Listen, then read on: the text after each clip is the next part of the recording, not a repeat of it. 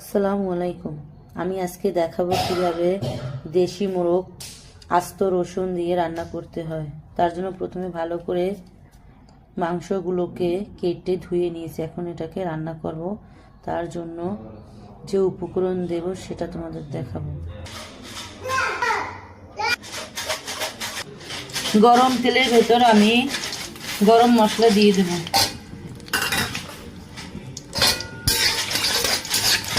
এটাকে আমি ভালো করে ভেজে নেব।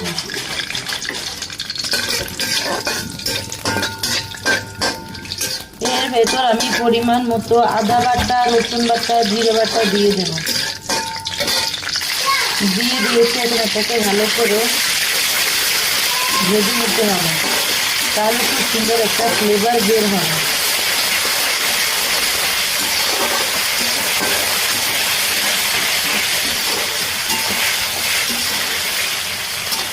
এর ভেতর আমি পেঁয়াজ কুচি, কাঁচামরিচ দিয়ে দেব।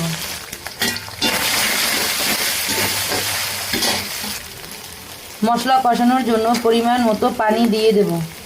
এর ভেতর আমি পরিমাণ মতো হলুদ গুঁড়ো, মরিচ গুঁড়ো, লবণ দিয়ে দেব মশলা কষানোর জন্য। 5 মিনিট ভালো করে কষিয়ে নেব মশলা।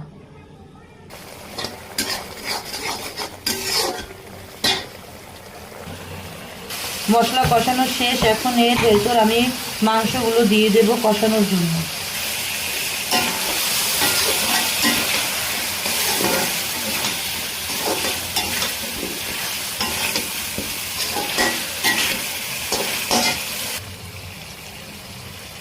এটাকে ভালো করে কষিয়ে নেব।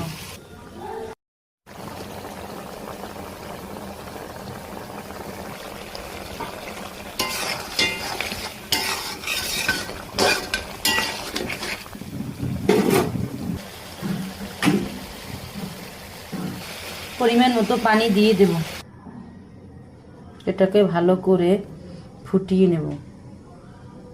সিদ্ধ হওয়ার জন্য 10 মিনিট ঢাকনা দিয়ে ঢেকে রাখবো।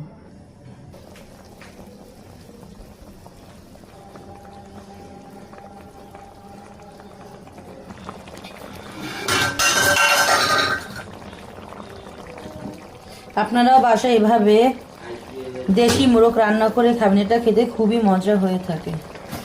এর ভেতর আমি টালা জিরার গুঁড়ি দিয়ে দেবো পরিমাণ মতো।